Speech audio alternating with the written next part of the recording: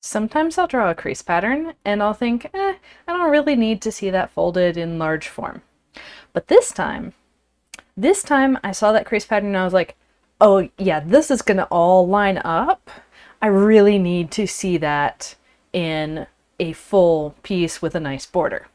And that is how Inlaid was born. So when I've got these rectangular hybrid hexagon twists, which I do have a YouTube video on, and I'm bringing them all around this closed triangle point, this closed triangle, then I can fill in between.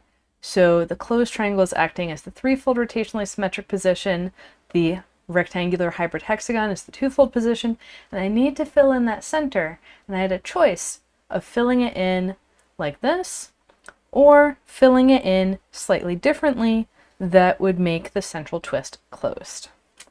I chose this one.